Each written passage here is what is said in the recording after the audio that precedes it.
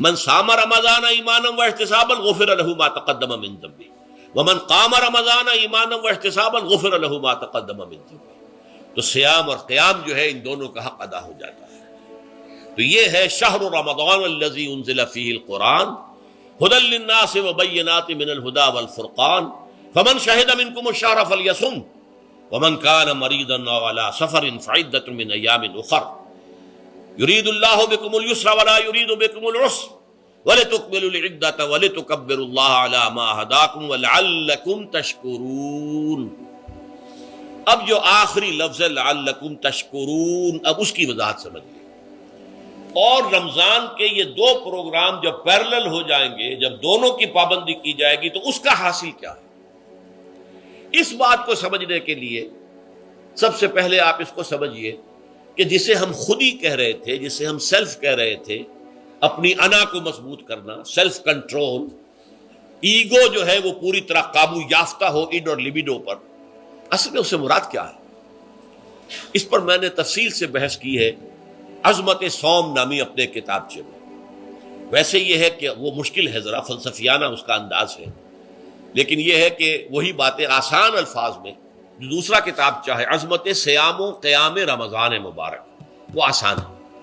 اگرچہ یہ دونوں بہت ہی محدود تعداد میں ہمارے پاس ہیں، لیکن یہ کہ میں نے ذکر کر دیا، جو حضرات لینا چاہیں وہ لے لیں.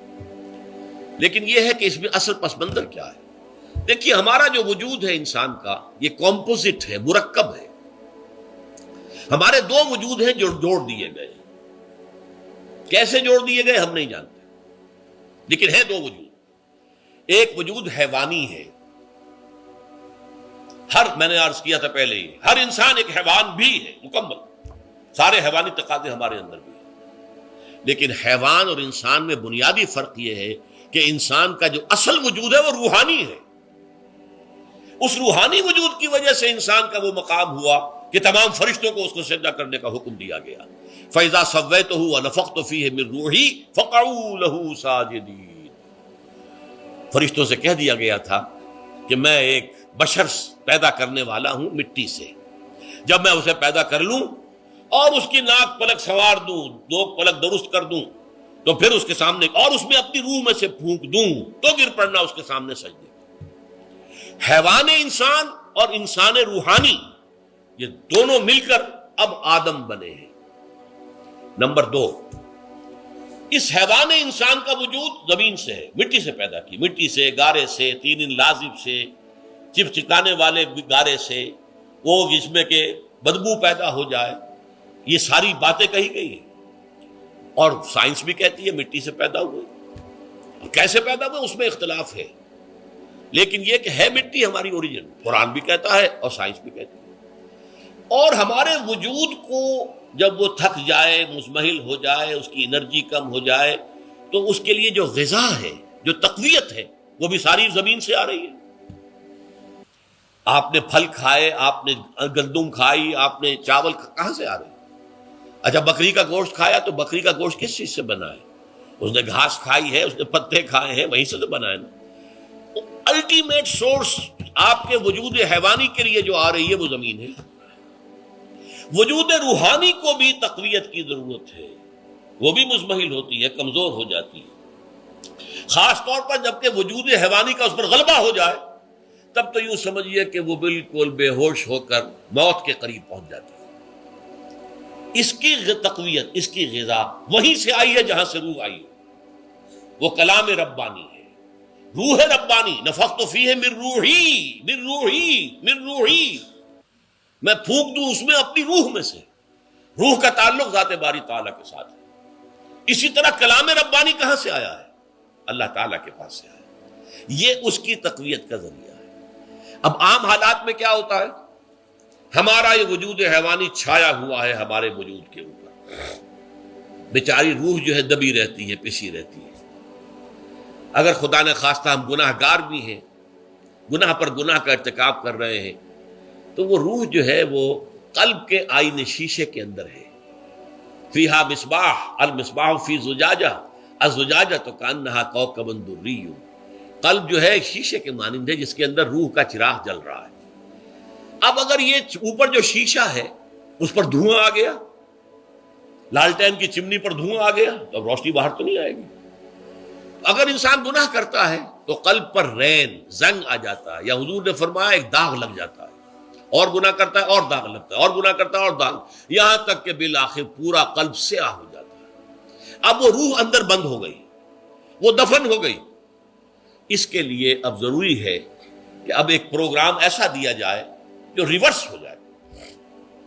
دن میں روزہ رکھواؤ تاکہ وہ جو اینیمل انسٹنکٹس ہے وہ دبے. تو جب یہ وزن جو ہے اس کے اوپر کم ہوگا تو کچھ سائی آف ریلیف اسے ملے گی. جیسے بے ہوش آدمی پڑا ہے، اسے کوئی ہلکا سا ہوش آ رہا ہے، آپ نے پانی کے کچھ چھینٹے دیے، اس کے بعد آپ نے رات کو کھڑے ہو کر قرآن کے انوار کو اتارا. بارش برس رہی ہے روح انسانی کے اوپر، قلب روحانی، قلب انسانی کے اوپر، جس میں کہ وہ روح جو ہے وہ دفن ہے، وہ زندہ ہوگی اثر نو، ہوش میں آئے گی. اور ہوش میں آئے گی تو دو کام ہوں گے. ایک تو اسے قرآن کی عظمت کا احساس ہوگا، یہ قرآن میری حیات تازہ کا ذریعہ بنا ہے. میں دب گئی تھی، میں پس گئی تھی، میں بے ہوش تھی، میں نیم مردہ تھی. اس قرآن کی بارش نے، یہ ترشح جو ہوا ہے مجھ پر، اس نے مجھے حیات تازہ عطا فرمائی. یہ جو قدر کا احساس ہوگا قرآن کا، لعلکم تشکرون، تاکہ تم قرآن کی عظمت سے واقف ہو. ایک انسان بھوک کی وجہ سے اس کا شوگر لیول اتنا گر گیا کہ بے ہوش پڑا ہوا. اب ظاہر بات ہے کہ آپ اسے کچھ پانی کے چھینٹے دیں گے تو کچھ ہوش میں آئے گا، پھر غذا دیں گے تو اب وہ پوری توانائی پر آئے گا، تو معلوم ہوگا اسے اس غذا کی کیا قدر و قیمت ہے. اگر آپ کو بھوک ہی نہیں لگتی تو غذا بے معنی شے ہے. پیاس ہی نہ لگے تو آپ کو کیا معلوم کہ اس پانی کے اندر کتنی بڑی عظمت ہے، یہ میرے لیے کتنا بڑا انعام و احسان ہے اللہ کا. وہ تو پیاس پر، جان پر بنی ہوئی ہو، اور پیاس اس وقت آپ کو ایک گھونٹ پانی کوئی دے دے تو آپ کو معلوم ہوگا دنیا و مافیا سے بڑھ کر ہے یہ ایک گھونٹ پانی جو مجھے ملا ہے. اسی طرح جب روح دبی ہوئی تھی حیوانی وجود کے بوجھ تلے، جبکہ وہ نیم خابیدہ یا نیم بے ہوش یا بالکل بے ہوش تھی، وہ دن میں تو روزہ رکھ کر اس پر سے حیوانی وجود کا وزن کم کیا گیا، اسے ایک ریلیف ملی. رات کو قرآن مجید کے انوار و برکات اس میں جذب کیے گئے تو اس کو پوری توانائی حاصل ہوئی. اس پوری توانائی کا پہلا نتیجہ تشکر، قرآن کا شکر. الحمدللہ الذی انزل علی عبدہ الکتاب ولم یجعل لہ عوجا. پھر وہ قلب کی گہرائیوں سے نکلے گا. سارا شکر اس اللہ کے لیے جس نے اپنے بندے پر صلی اللہ علیہ وسلم کتاب نازل کی اور اس میں کوئی کجی نہیں رکھی، کسی طرح کی ایش پیچ نہیں. یا تبارک الذی نزل الفرقان علی عبدہ لیکون للعالمین نصیرا. بڑی بابرکت ہے وہ ذات جس نے اپنے بندے پر فرقان نازل فرمایا تاکہ وہ تمام جہان والوں کے لیے نذیر اور خبردار کرنے والا بن جائے. یہ قرآن کی عظمت کا احساس. اور ظاہر بات ہے جس قدر کسی نعمت کی قدر و قیمت کا احساس ہوگا اسی قدر تو آپ شکر ادا کریں گے. اگر آپ نے کسی بچے کے ہاتھ پر ہیرا رکھ دیا، اسے کیا پتا یہ ہیرا کس بلا کا نام ہوتا ہے، وہ سمجھے گا کانچ کا ٹکڑا ہے. لیکن اگر کوئی واقعتاً کوئی جوہر شناس ہو، جوہری ہو، اس کو آپ ہیرا دیں گے تو اسے معلوم ہے کہ مجھے کیا چیز دی گئی ہے. اس کے اندر جو شکر پیدا ہوگا وہ اس بچے کے اندر تو نہیں پیدا ہو سکتا جسے معلوم ہی نہیں. تو قرآن مجید کی اصل عظمت سے انسان واقف کب ہوگا؟ جبکہ اس کے ذریعے سے اس کی روح کو ایک حیات تازہ مل جائے اور اس طرح وہ پروگرام ریورس ہو جائے جو عام طور پر چل رہا تھا. ساری توجہ اپنے جسم پر، اس کے تقاضوں پر. جسم میں تھوڑی سی پھنسی نکل آئی ہے، بھاگ رہے دوڑ رہے ہیں اس کے علاج کے لیے. کوئی اور مرض لاحق ہو گیا، بھاگ رہے ہیں دوڑ رہے ہیں اس کے علاج کے لیے، بڑی بڑی فیسیں بھی دے رہے ہیں. ساری جسم کی پرواہ ہے. روزانہ نہا رہے ہیں اور اچھے سے اچھا صابن لا کر نہا رہے ہیں، وہ جسم کی پرواہ ہے نا، اس کی دیکھ بھال ہے. روح کی طرف توجہ ہی نہیں. یہ ہے وہ بات جو کہی گئی ہے سورہ حشر میں، اور جسے علامہ اقبال نے پھر اپنے فلسفہ خودی کی اساس اور سورس قرار دیا ہے. وَلَا تَكُونُوا كَالَّذِينَ نَسُوا اللَّهَ فَأَنسَاهُمْ أَنفُسَهُمْ أُولَٰئِكَ هُمُ الْفَاسِقُونَ.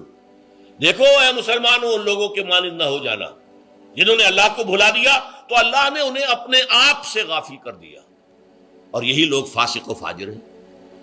یہ سوال پیدا ہوتا ہے کہ انسان اپنے آپ سے کہاں غافل ہوتا ہے؟ کیا اپنے وجود حیوانی سے غافل ہوتا ہے؟ کیا بھوک لگتی ہے تو وہ ادھر ادھر منہ نہیں مارتا؟ غذا کو حاصل کرنے کے لیے کوشش نہیں کرتا؟ پیاس لگتی ہے تو کیا پانی یا کوئی اور مشروب تلاش نہیں کرتا؟